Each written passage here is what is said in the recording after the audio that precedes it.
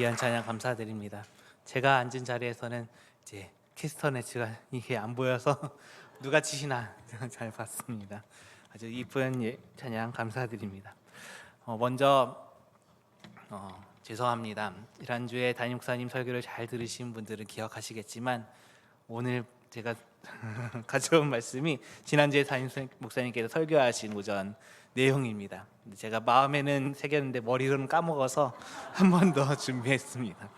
맛집도 한 번만 가지 않고 두 번, 세 번 가시듯이 오늘 설교는 한 사이드 메뉴처럼 즐겨주셨으면 좋겠습니다.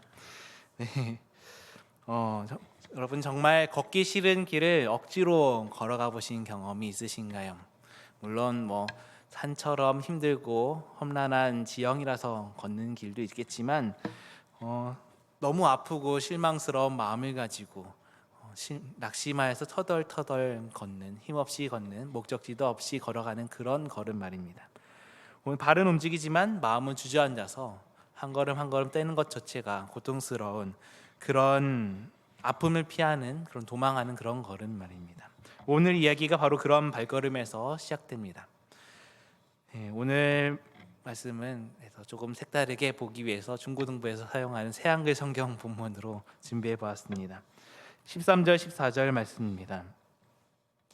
그런데 보라, 그들 가운데 두 명이 바로 그날 어떤 마을로 가고 있었다. 예루살렘에서 11.1km 떨어진 곳인데 이름은 엠마오였다. 그들은 일어난 이 모든 일을 두고 서로 대화를 나누고 있었다. 여기서 보면은 새한글 성경에서 이 두 제자가 가는 길의 길이를 정확하게 11.1km라고 번역해 놓았습니다. 예루살렘에서부터 엠마오까지 거리가 이 정도 되었다 합니다. 오늘 성경 개역 개정판에서는 25리라고 하였는데 우리가 십리를 보통 4km라고 알고 있는데 실제로는 4.7km 정도 된다고 해요. 그래서 25리가 한 11.1km 정도 되는 것 같습니다. 이 거리는 걷는데 한 2시간 정도, 2시간 조금 넘는 그런 거리죠. 그런데 이런 거리가 단순한 물리적 거리만을 의미하는 것이 아닙니다. 희망의 중심에서 절망의 끝으로 가는 발걸음입니다. 누가는 그들이 예루살렘을 떠났다고 기록합니다. 예루살렘이 어떤 곳인가요? 하나님의 구원이 일어난 중심지입니다. 십자가도 부활도 바로 그곳에서 일어났습니다. 그런데 이 두 사람은 그곳을 등지고 있습니다. 다시 말해 희망의 중심지에서 등을 돌려 가고 있다는 것입니다. 반면 엠마오는, 여러분들 엠마오라는 지역 이름을 들어보신 일이 있으신가요? 성경에 오늘 본문에만 나옵니다. 평행 본문인 마가복음에서는 그냥 시골로 간다고 표현하였습니다. 그만큼 이름도 생소하고 성경 어디에도 등장하지 않았던 그런 사건 없는 작은 마을입니다. 여기에 아이러니가 있습니다. 두 사람은 가장 빛나는 곳에서 가장 어두운 곳으로 향하고 있다는 것입니다. 그냥 걷고 있는 것이 아니라 도망치듯 가는 것입니다. 십자가 사건이 남긴 끔찍한 상처와 판별에서 어떻게든 벗어나고 싶었던 것입니다. 다 잊고 싶었습니다. 그런데 이날이 어떤 날이었냐면 인류 역사상 가장 위대한 승리의 날이었습니다. 바로 예수님이 부활하신 날이었습니다. 그런데 그 예수님을 따르던 두 제자한테는 그날이 기쁨의 날이 아니었던 것입니다. 희망을 뒤로 던져버리고 떠나는 절망의 날이었습니다. 그런데 잠시 후 그들에게 어떤 낯선 사람이 붙어서 말을 건네는 것입니다. 무슨 얘기를 나누고 있느냐라고 물어봅니다. 그 순간 두 제자의 얼굴이 어두워집니다. 새한글 성경으로 보시면 17절 말씀에 그들이 어두운 표정으로 멈춰섰다라고 하였습니다. 슬픈 빛을 띠고 어두운 표정으로 멈춰섰습니다. 어깨는 처지고 얼굴은 땅을 향하고 터덜터덜 걷던 그 발걸음이 멈추는 그 순간 그들의 입에서 이런 말이 나옵니다. 21절 말씀에 우리는 그분이 머지않아 이스라엘을 풀려나게 할 분이라는 희망을 품고 있었습니다 라고 하였습니다. 이들이 희망을 품고 있었다라고 말합니다. 품고 있었다는 것은 지금은 희망이 없다는 것이죠. 지금은 한때는 소망했지만 이제는 아니다. 다시 말해 이제는 희망이 없다라는 것입니다. 아주 슬픈 신앙의 파산 선고와도 같은 말이 한마디에 담겨 있습니다. 그런데 더 놀라운 것은 이 사람들이 이미 부활 소식을 들었다는 사실입니다. 여인들이 무덤이 비었다고, 천사들이 살아나셨다고 했다고 전했습니다. 그런데도 그들은 도망치고 있습니다. 머리로는 알았지만 가슴이 연결되지 않은 것입니다. 십자가의 충격이 너무나 커서 부활의 소식이 가슴속으로 뚫고 들어오지 못했습니다. 이런 경험들 우리도 살면서 종종 하시지 않으신가요? 우리가 하나님이 신실하시다는 것을 알고 성경의 약속도 외우고 간증도 들었는데 막상 내 삶의 현실 앞에 서면은 이런 모든 것들이 깜깜해지는 경험, 멀게만 느끼는 경험, 기도가 식어지는, 그래서 마음이 텅 빈 것 같은 경험, 또 실망이 너무 커서 그냥 다 내려놓고 싶을 때, 그것이 바로 엠마오로 향하는 발걸음입니다. 그렇다면 엠마오로 가는 길은 장소가 아니라 마음의 상태임을 나타냅니다. 우리가 기도의 응답이 되지 않는다고 느껴질 때, 우리 하나님이 침묵하신다고 느껴질 때, 다 포기하고 돌아가고 싶을 때가 바로 엠마오로 걸어가는 그 길입니다. 그런데 이 절망적인 길 위에서 놀라운 아이러니가 숨어져 있습니다. 제 아들이 걷고 있는 바로 그 옆에 이스라엘의 참된 소망이신 예수님이 함께 걷고 계신다는 사실입니다. 15절 말씀에 그들이 대화를 나누며 의논하고 있을 때였다라고 하였습니다. 요 의논하고 있다라고 표현하였는데 헬라어 원어적으로 살펴보면 단순한 대화가 아니라 서로 따지고 토론하던 아주 격한 대화였습니다. 혼란과 슬픔이 뒤섞인 대화였습니다. 그때 예수님이 몸소 가까이 다가가셔서 그들과 함께 걸어가셨다라고 하였습니다. 그런데 그때 이상한 일이 벌어집니다. 16절 말씀에 그러나 그들의 두 눈은 뭔가에 씌어 예수님을 알아보지 못하고 있었다 했습니다. 바로 곁에 예수님이 같이 걸어가고 있는데 그들은 두 눈이 뭔가에 씌어서 알아보지 못했다 하였습니다. 이것은 그냥 어두워서 못 봤다는 것이 아닙니다. 누군가에 의해서 의도적으로 눈이 가려진 상태입니다. 이것을 우리가 달리 해석해 보면은 다시 말해서 하나님께서 이 깨달음의 순간을 일부러 나중으로 밀어두신 것입니다. 그래서 나중을 위해 아껴두신 것입니다. 이 이야기 하이라이트를 위해서 복선을 깔아두신 것입니다. 여기서 전환이 일어납니다. 두 제자가 서로 대화하며 실망을 쏟아낼 때 예수님께서 가까이 다가가서 이 두 사람에게 처음 하시는 말씀이 무엇이냐면 위로의 말씀이 아닙니다. 질문을 던지십니다. 17절 말씀에 그들이 걸어가면서 서로 주고받는 이 말들은 뭡니까? 라고 합니다. 그들이 서로 격정적으로 토론하던 그 내용이 무엇이냐라고 물어본 것입니다. 이 질문 하나에 두 사람이 발걸음을 멈춥니다. 그리고 쏟아내기 시작합니다. 자신들이 얼마나 실망스러웠는지, 얼마나 기대했었는지, 그리고 그 결과가 어떻게 되었는지를 본문에 보면 18절부터 24절까지 길게도 다 이야기합니다. 그때 예수님께서는 그 말을 끊지 않으시고 다 귀담아 들으셨습니다. 그 모든 이야기를 다 들어주십니다. 이것이 중요합니다. 우리 예수님께서는 한 사람을 야단치시기 전에 먼저 곁에서 같이 걸으셨습니다. 먼저 들으셨습니다. 엠마오의 이야기는 우리에게 이런 이야기를 전해줍니다. 때로는 우리가 주님을 가장 느끼지 못할 때 주님께서 오히려 가장 가까이 계신다는 것입니다. 오히려 우리가 주님을 가장 느끼지 못할 때 가장 가까이에서 묵묵히 우리의 보조를 맞춰주고 계신다는 사실입니다. 그러나 그 순간 우리는 그저 부재로 느끼고 침묵으로 다가오며 감당하기 힘든 실망으로만 남아있는 안타까운 순간입니다. 그렇게 한창 대화가 이어지다가 예수님께서 말씀하십니다. 25절 26절을 새한글 성경에서는 이렇게 표현합니다. 아 우둔한 사람들이여, 예언자들이 말한 모든 것을 믿는데 마음이 느리게 움직이는 사람들이여, 이런 일들을 그리스도가 반드시 겪고서 자기 영광에 들어가야 하는 것이 아니었던가요? 네, 우둔한 사람들이라고 말하십니다. 또 개역개정판에서는 미련하다라고 아주 세게 말씀하십니다. 그런데 이것은 핀잔이 아닙니다. 이것은 뒤흔들어 깨우는 말입니다. 지금 당신들이 놓치고 있는 것이 있다. 잠깐 그 이야기를 처음부터 다시 살펴봐라 라고 하는 깨우침의 말입니다. 앞서 제자들은 십자가 사건을 실패로 보았습니다. 우리는 그분이 머지않아 이스라엘을 풀려나게 할 분이라는 희망을 품고 있었다라고 말했습니다. 그런데 그 희망이 지금은 사라져버리고 실패했다라는 것이죠. 그렇지만 예수님은 이야기를 새롭게 해석하십니다. 이런 일들을 그리스도가 반드시 겪고서 자기 영광이 들어가야 하는 것이 아니냐라고 하셨습니다.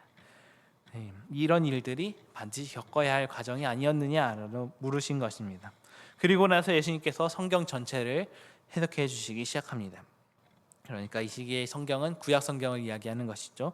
모세와 모든 선지자들로부터 시작된 그 모든 예언의 말씀들을 풀어 주십니다. 그때 그 제자들에게 다친 것처럼 느껴지던 성경 이야기가 열려졌습니다. 여기서 우리가 깨닫는 것은 십자가는 실패가 아니라 절망의 끝이 아니라 처음부터 하나님께서 계획하신 구원의 완성이라는 것을, 구원의 온전한 계획하심이었다는 것을 알 수 있습니다. 우리의 고난이 무의미한 비극이 아니라 영광을 위해 반드시 거쳐야 하는 길이었다는 사실을, 제자들의 희망이 무너졌다고 하는 순간 그 사건 속에서 하나님께서는 구원을 완성하시는 분이시라는 사실을 깨닫습니다. 우리의 고통이 아무 의미 없어 보일 때가 있습니다. 실패가 온전히 낭비처럼 느껴질 때가 있습니다. 그러나 주님께서 동행하신다면 우리의 상처마저 더 큰 이야기가 되는 것입니다. 이 순간에 두 제자의 마음이 조금씩 녹아내리기 시작합니다. 그리고 아직 누가 말하는지도 알아채지 못했는데 이 말씀 하나만으로도 뭔가 마음속에서 움직이기 시작합니다. 그리고 그들이 나중에 이렇게 고백합니다. 32절 말씀에 우리 마음이 우리 속에서 불붙지 않았나요? 그분이 길에서 우리에게 말씀하실 때, 우리에게 성경을 자세히 설명해 줄 때 말입니다. 당시에는 그분이 예수님이라는 사실을 깨닫지 못했던 때였습니다. 아직 예수님인지도 모르면서 절망으로 차갑게 식어버린 그 마음에 뜨거운 것이 다시 타오르게 됩니다. 이것이 말씀의 힘입니다. 그들의 상황이 바뀐 것이 아닙니다. 현실이 달라진 것도 아닙니다. 그런데 이 이야기를 다시 해석하게 되었을 때 그 마음 안에 불씨가 다시 살아나기 시작하였습니다. 그리고 엠마오 마을에 다 왔을 때 이 낯선 동행자가 더 가려는 것처럼 보였습니다. 그때 두 제자들이 그를 붙잡았습니다. 이 장면이 중요합니다. 이 시간은 긴 하루가 다 지나고 날도 저물어가고 있었습니다. 그런데 이미 그들은 그분과의 대화를 통하여서 마음이 뜨거워지기 시작하였습니다. 몸도 마음도 지쳤지만 이 낯선 사람이 곁에 있으니까 식었던 마음이 다시 살아나기 시작했으니 이제는 이분을 놓치기 싫은 것입니다. 그래서 이렇게 말합니다. 29절 말씀에 그들은 억지로 권하며 말했다. 우리와 함께 머물러 주세요. 해질녘이고 이미 날도 저물었습니다. 그래서 예수님이 그들과 함께 머무시려고 들어가셨다. 그렇게 들어가시고 함께 식탁에 앉았습니다. 그런데 여기서 놀라운 반전이 일어납니다. 지금 주인들은 이 두 제자이고 초대된 사람은 예수님이죠. 그런데 손님으로 보였던 이분이 갑자기 주인이 되시는 것입니다. 이 주인들이 그를 초대했는데 오히려 손님인 그분이 주인이 되어서 그들과 함께 앉아서 그분이 직접 빵을 드시고 빵을 떼어 감사 기도를 드리시고 떼어서 나눠주기 시작하였습니다. 30절 말씀입니다. 예수님이 빵을 들고 감사 기도를 드리셨다. 그러고는 떼어서 그들에게 건네주셨다 했습니다. 네, 이 장면 어디서 많이 본 장면 아닌가요? 바로 최후의 만찬에서 예수님께서 십자가를 달리시기 전날 밤에 똑같이 빵을 드시고 감사 기도를 하시고 떼어서 나눠주셨습니다. 마지막 만찬 때 하셨던 것과 똑같은 행동입니다. 이 익숙한 손짓이 그들의 잠겨있던 기억의 문을 열게 된 것입니다. 바로 이 순간 성경이 이렇게 기록합니다. 31절 말씀에 그러자 그들의 눈이 확 열렸고 예수님을 알아보았다. 개역개정판에서는 그들의 눈이 밝아졌다라고 하였습니다. 얼마 전에 영국의 어떤 광고를 봤는데요. 한 남성이 놀이터 앞에서 유모차에 앉아있는 아기를 보고 아주 아빠 미소를 지으면서 귀여워하고 있는 것입니다. 그때 어떤 여자가 와서 심각한 표정으로 남성에게 말을 합니다. 그 애 당신의 아니에요 라고 하는 것입니다. 남자는 아주 심각한 표정으로 고개를 들고 허리를 들고 여자를 바라봅니다. 마치 1일 연속극에 나오는 그런 장면 같지 않나요? 그때 여자가 말을 합니다. 이 애가 우리 애예요 하면서 남자가 있는 그 유모차 말고 뒤에 있는 유모차를 가리키는 것입니다. 무슨 광고였을까요? 또 다른 장면이 있습니다. 한 여성이 식당에 들어갔습니다. 식당에 가서 보니까 자기 남편이 다른 여성과 음식을 먹고 있는 겁니다. 그래서 확 물을 들고 남자의 얼굴에 끼얹었습니다. 그러자 그 사람 뒤에서 진짜 남편이 손을 들고 여기야 하는 겁니다. 무슨 광고였을까요? 네, 바로 안경점 광고였습니다. 안경을 쓴 사람들은 이런 경험들을 많이 하실 겁니다. 아침마다 경험하지 않으신가요? 저도 아침에 개운하게 잘 잤다 하면서 일어나면서 시계가 보이지 않으니까 더듬어서 안경을 찾고 안경을 쓰고 시계를 보고 깜짝 놀랍니다. 지각했기 때문입니다. 네, 이런 눈이 확 열렸다 하는 순간이 아마 이런 경험이지 않을까 싶기도 합니다. 그런데 헬라어로는 디에노익데산이라고 합니다. 이것은 단순히 눈이 안 보였다가 보이는 것이 뿐만이 아니라 영적인 인식이 전격적으로 개방되었다라는 것입니다. 가려져 있던 것이 탁 거쳤습니다. 이제 모든 퍼즐이 한 번에 딱 맞춰지는 순간입니다. 그 낯선 동행자가 바로 예수님이셨구나. 길에서 우리 마음에 불을 지폈던 그분이 바로 부활하신 예수님이시구나. 그래서 그 말씀이 그렇게 뜨거웠던 거구나 하는 이 깨달음이 순간적으로 확 쏟아지는 것입니다. 돌아가신 줄만 알았던 우리 주님이 이제 우리와 함께 떡을 떼고 계시는구나 라는 것을 알게 되었습니다. 그런데 그 순간 예수님이 사라지십니다. 31절 계속 보면은 이때 예수님은 그들 앞에서 사라지셨다. 네, 그들과 함께 있던 분이 바로 예수님이라는 사실을 깨달은 순간 예수님은 보이지 않습니다. 이것이 또 무엇을 의미할까요? 이것을 또 달리 해석해 보면은 이제는 육신의 모습에 의존할 필요가 없는 것입니다. 이제는 눈에 보이는 모습으로 곁에 계시는 것이 아니라 더 깊은 차원으로 함께 하신다는 것입니다. 이 부활하신 주님은 이제 말씀 안에서 또 식탁 위에서 성찬 가운데 언제 어디서든 만날 수 있습니다. 더 이상 육신의 눈으로 찾는 것이 아니라 말씀과 함께 나누는 삶 속에서 우리 주님을 만날 수 있게 되었습니다. 주님이 그 가운데 임재하십니다. 길 위에서 성경을 풀어주시고 식탁에서 빵을 떼어주신 주님은 오늘도 교회의 예배 속에 임재하십니다. 그래서 교부들은 이 장면에서 예배와 성례전의 구조를 보았습니다. 길 위에서 성경을 풀어주시는 그 말씀의 시간, 또 식탁에서 빵을 떼어주신 성찬 성례전의 시간 말입니다. 지금도 우리 주님께서는 말씀과 그 성찬 성례전을 통하여서 우리와 함께 하십니다. 우리가 드리는 예배가 이 엠마오 식탁의 연장선상입니다.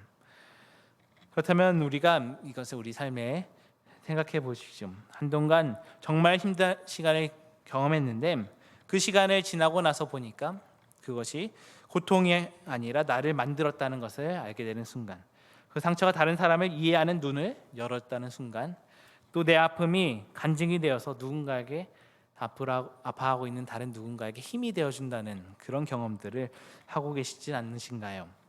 그것이 엠마오 식탁에서 일어나는 일들입니다. 고통이 지워지는 것이 아닙니다. 이제 고통이 다른 의미로 읽히기 시작하는 것입니다. 십자가가 실패처럼 보였지만 그것이 결국 구원의 완성이었던 것처럼 우리의 가장 힘들었던 시간들이 하나님의 더 큰 이야기 안에서 엮여 있다는 것을 알게 되는 것입니다. 그래서 주님의 임재는 때로 논증이 아니라 만남으로 다가옵니다. 진리는 머리로 증명되는 것이 아니라 식탁에서 함께하는 주님으로 경험되는 것입니다. 이제 이야기의 마지막입니다. 이렇게 눈이 열리고 예수님께서 사라지셨다는 것을 본 순간 두 사람이 어떻게 행동을 했나요? 33절 말씀을 보시면 두 사람이 바로 그 시간에 일어나서 예루살렘으로 돌아갔다 하였습니다. 곧 그때로 일어나 예루살렘에 돌아가라고 하였습니다. 네, 바로 그 시간에, 이 시간이 어느 시간인가요? 저녁이 넘기고 어두컴컴한 밤입니다. 밤이 이미 깊은 시간인데 그 즉시 일어납니다. 조금 쉬었다가 내일 아침 되면 떠나야지 하는 것이 아니라 여전히 따뜻한 빵 냄새가 두 손에 배어있는 그 순간, 빵 부스러기가 손에 남아있는 그 순간 그들은 자리에서 벌떡 일어나서 달려나옵니다. 방 안은 고요해졌고 텅 빈 듯 했지만 그들의 가슴은 이미 불길처럼 타올랐기 때문입니다. 그리고 11km 어두운 밤길을 다시 달리기 시작합니다. 불과 몇 시간 전만 해도 절망의 무게에 짓눌려서 터덜터덜 겨우 발을 끌던 그 길입니다.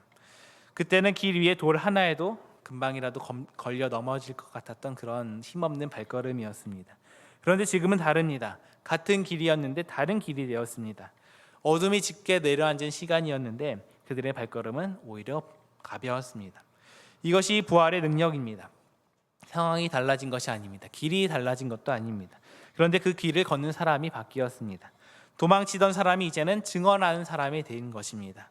침묵했던 입술에 새로운 고백이 주어졌고 절망의 그림자 속에 소망의 불빛이 밝혀졌습니다. 그리고 엠마오로 갔던 그들이 다시 예루살렘에 돌아왔을 때의 상황을 보십시오. 이미 다른 제자들이 흥분해서 외치고 있었습니다. 34절 말씀에 주님이 진짜 일으킴 받아 살아나셨어요. 시몬에게 나타나 보이셨어요. 네, 엠마오의 두 제자가 다른 제자들에게 돌아가서 보니까 이미 그들 사이에서 부활하신 주님을 증거하고 있었다는 것입니다.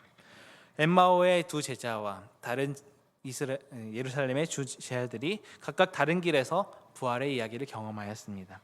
그 부활 이야기들이 한데 모입니다. 엠마오의 이야기와 예루살렘의 이야기가 얽혀서 하나의 증언이 되고 교회가 그렇게 부활 공동체로 세워지기 시작합니다. 오늘의 말씀은 우리에게 이렇게 질문합니다. 내 인생의 엠마오가 어디입니까? 실패하고 도망치고 싶었던 그 자리가 어디입니까? 우리의 기도가 식어버려서 마음이 텅 빈 그 길, 실패에 눌려 앉아서 앞이 보이지 않는 길, 어쩌면 그것이 가족과 대화가 끊어진 집일 수 있고 성과만 남고 사람이 사라져버린 직장일 수도 있습니다. 상처를 받아서 멀리하고 싶은 관계일 수도 있습니다. 어쩌면 슬프게도 교회 공동체 안에서의 상처와 분열일 수도 있습니다. 한국 사회, 한국 교회일 수도 있습니다. 그러나 그 길 위에서도 주님은 우리를 찾아오십니다. 우리에게 말씀을 열어주시고 우리의 눈을 열어주시고 함께 식탁에 앉아 빵을 떼어주십니다. 그리고 그 이야기는 여기서 끝나는 것이 아닙니다. 위로받은 사람에게는 이제 다시 일어나 돌아가야 할 예루살렘이 있다고 말을 합니다. 주님께서는 오늘도 그곳으로 우리를 보내십니다. 그 어렵고 피하고 싶었던 그 자리로 이제는 다시 다른 발걸음으로 돌아가는 것, 그것이 부활이 우리에게 요청하는 것입니다. 부활은 이렇게 개인의 체험에 머물지 않습니다. 반드시 공동체와 세상으로 흘러갑니다. 그래서 주님께서 제자들에게 너희는 이 모든 일의 증인이라 라고 말씀하셨습니다.